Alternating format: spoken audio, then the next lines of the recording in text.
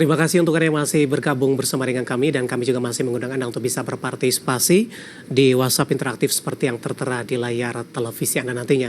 Dan di segmen ini kita akan review jalannya perdagangan di sepanjang hari ini, di mana di awal pekan lagi-lagi negara saham gabungan kembali mengalami tekanan yang semakin dalam ke level 6.740-an. Dan saat ini kami sudah terhubung melalui Zoom bersama dengan Bapak Nicholas Darmawan selaku Research Analyst Semesta Indovest Sekuritas. Kita akan langsung sapa saja. Pak Nicholas, selamat sore, apa kabar Pak? Selamat sore Mas David, kabar baik, terima kasih. Ya, terima kasih Pak Nicholas sudah meluangkan waktu di IDX Channel. Di awal pekan Pak, tekanan terus berlanjut terhadap indeks harga saham gabungan sepertinya ketika di penutupan akhir pekan lalu ditutup di zona hijau tapi penguatannya tipis saja. Analisis teknikal Anda, pelemahan yang terjadi di sepanjang perdagangan hari ini? Oke, mungkin untuk analisis teknikal kita lihat IHSG memang masih melanjutkan pelemahan yang terjadi dari tanggal 19 Februari lalu ya, karena kalau kita lihat secara teknikal sebenarnya IHSG itu masih tertahan ya di bawah level resisten EMA 20-nya, tepatnya di level 6.900. Jadi memang secara teknikal bisa dikatakan IHSG itu masih berada di dalam tren bearish, apalagi memang di tengah tren yang seperti ini kenaikan itu patut diwaspadai karena banyak pelaku pasar yang cenderung dominasi oleh trader retail yang mana memiliki time frame perdagangan yang relatif lebih pendek.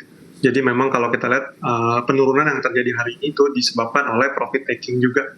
Mungkin seperti itu untuk teknikalnya IHSG. Baik, tekanan masih akan terus berlanjut tidak Pak? Intraday hari ini 6732 tampaknya level intraday terendah dalam sepekan terakhir.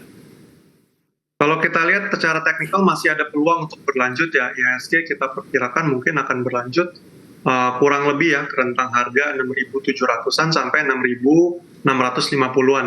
Karena kalau kita lihat juga sampai sore ini belum ada rejection atau arah harga yang mengindikasikan adanya reversal atau rebound daripada level support yang sedang disentuh saat ini.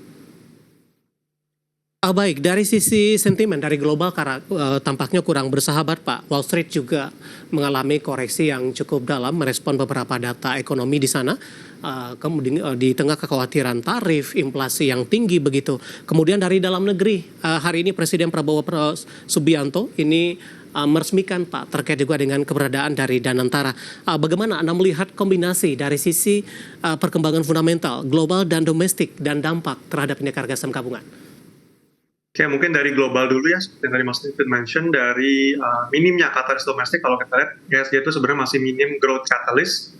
IHSG ini juga dibebani oleh data inflasi US yang memang kembali bergerak naik ke angka 3%-an, sehingga hal ini dapat memaksa The Fed untuk menahan suku bunga di level yang lebih tinggi. Demikian pula Bank Indonesia memang harus mengikuti bunga The Fed karena memang untuk menjaga spread-nya. Lalu juga kebijakan tarif daripada Presiden Trump yang memang menyebabkan ketidakpastian. Ini juga membayangi sektor perdagangan Indonesia. Sehingga kalau kita lihat IHSG makanya kompak ya, cukup kompak mengikuti penurunan Dow Jones yang terjadi kemarin. Lalu dari dalam negeri bergerak ke Danantara. Kita lihat memang pelaku pasar hari ini responnya kalau kita lihat dari pergerakan sebenarnya masih minim ya. Atau bahkan cenderung negatif karena memang peluncuran Danantara sendiri itu masih mendapatkan banyak kritik terkait tata kelola, terutama setelah Presiden Prabowo secara lisan mengundang para mantan presiden untuk menjadi anggota Dewan Pengawas yang memicu kekhawatiran akan potensi keterlibatan politik. Maka dari itu, kalau kita lihat memang IHSG ini masih butuh banyak growth katalis ke depannya. Mungkin lebih mengarah ke growth yang ekonomi dan bisnisnya seperti itu. Baik, dari sisi kelolaan, 7 BUMN akan masuk ke dalam Danantara ini untuk tahap awal. Meskipun tadi juga sudah tegaskan, mulai per Maret seluruh BUMN akan masuk ke dalam Danantara. Bagaimana Anda melihat potensi ke-7 ini? Kemudian ada beberapa saham-saham yang melantai di Bursa Efek Indonesia. Dari perbankan Himbara ada BBRI, BBNI, kemudian juga ada BMRI, infrastruktur ada Telkom, kemudian Mind ID, ada Antam, TINS, kemudian juga ada PTBA. Oke, mungkin ini ya dampaknya dari Danantara terhadap 7 emiten ini. Kalau kita lihat secara langsung memang program ini kalau memang ya berjalan lancar, maka BUMN kita lihat akan mendapatkan optimasi dari sisi investment dan operasional karena sifatnya memang jadi centralized ya, jadi holding. Dan kalau kita lihat juga Danantara diberikan otonomi yang cukup signifikan untuk mengelola aset hingga corporate action. emiten-emiten yang masuk ke dalam Danantara, namun tetap dengan persetujuan dari badan legislatif, sehingga market ini juga masih wait and see terhadap komposisi manajemen untuk melihat apakah manajemen ini sepenuhnya profesional atau dipengaruhi oleh politik juga. Jadi mungkin seiring berjalannya waktu, Danantara juga dapat memanfaatkan aset BUMN sebagai jaminan untuk pembiayaan tambahan, termasuk menerbitkan bonds ya atau kredit juga, lalu juga bisa mengundang joint venture third party seperti dana pemerintah global untuk invest ke proyek-proyek. Jadi kalau kita lihat memang ini market sebenarnya masih khawatir terhadap transparansi politik dan juga profitabilitas Danantara ke depannya. Baik, kita langsung saja ulas dari sisi teknikal, Pak. Beberapa perbankan Big Cap BBRI menguat di 0,77% di 3920. Analisis secara teknikal bertahan satu-satunya di zona hijau pada hari ini untuk BBRI. Ya, untuk BBRI kita lihat memang secara teknikal dia sebenarnya secara tren masih bearish, cuman memang relatif lebih bertahan dibandingkan dengan tiga perbankan big banks lainnya, karena memang kalau kita tahu sebenarnya dari tahun lalu itu BBRI udah kepunish cukup parah oleh market, sempat menyentuh level low-nya di level 3.800-an ya. Jadi kalau kita lihat memang dia masih maintain level support-nya aja di 3.848. Cuman untuk peluang trend bullish reversal kita lihat memang masih cukup solid, mengingat masih banyak level resisten yang sulit ditembus, contohnya di atas level 4.000 ya. Kalau kita lihat memang selama 1 bulan terakhir itu bermain-mainnya sudah berada di bawah level 4.000. Jadi mungkin untuk perkiraan target harga, kita perkirakan BBRI itu masih akan bergerak di bawah rentang harga 4.000, tepatnya di level kisaran 3.950 sampai dengan 3.850-an. Baik, bergeser ke BMRI Pak, hari ini cenderung melemah, tapi masih bertahan di 5.000. Oke, untuk BMRI juga kita lihat secara tren dia masih bearish ya, seperti yang kita tahu perbankan itu memikul beban sama. Lalu untuk Bank Mandiri, technical wise juga dia masih reject ya, di bawah level resistance MA20, tepatnya di bawah level 5.400, untuk sekarang berada di level 5.000-an. Jadi yang kita khawatirkan di sini, once dia gagal berada di atas level 5.000, kita perkirakan harga dapat bergerak lebih rendah ke level 4.900 sampai dengan 4.850-an untuk Bank Mandiri. Baik, bergeser ke BBNI, Pak Nicholas, hari ini tekanan paling dalam terjadi pada saham ini.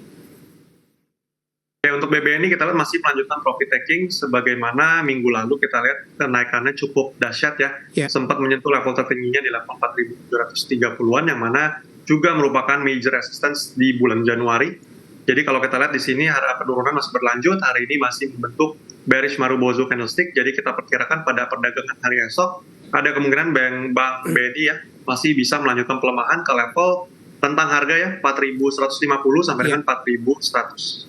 Baik, selain dari beberapa perbankan Big Cap Himbara, Telkom masuk juga ke dalam dana kelolaan Danantara. Pak Nicholas, bagaimana Anda melihatnya? Telkom dalam beberapa bulan terakhir sudah mengalami koreksi yang cukup dalam, rilis kinerja juga masih ditunggu oleh para investor.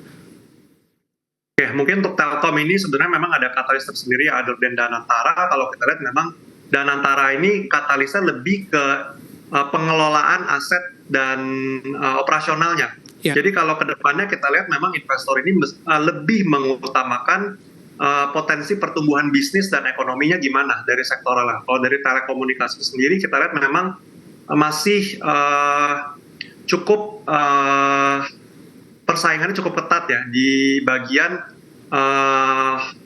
average revenue per user, yang mana jumlah pengguna itu kita lihat memang pertumbuhannya nggak bisa tumbuh cukup banyak lagi atau bahkan relatifly turun.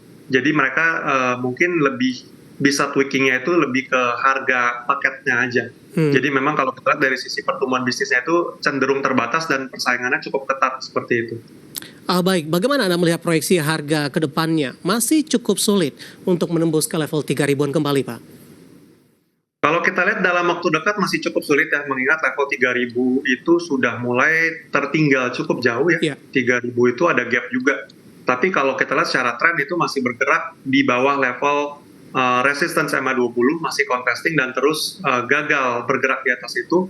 Jadi kalau kita lihat juga perdagangan hari ini ditutup melemah juga ya di level 2.600. Jadi untuk perdagangan hari esok antisipasi mungkin untuk pergerakan menengah jangka pendeknya kita perkirakan Telkom masih akan bergerak melemah ke level 2.500 sampai dengan 2.480-an. Mungkin seperti itu untuk Telkom. Baik, analisis untuk Telkom, salah satu BUMN yang masuk ke dalam dana kelolaan dan antara pemirsa, tadi juga ada perbankan Himbara, dan lagi-lagi keputusan investasi tetap ada di tangan pemirsa IDX Channel.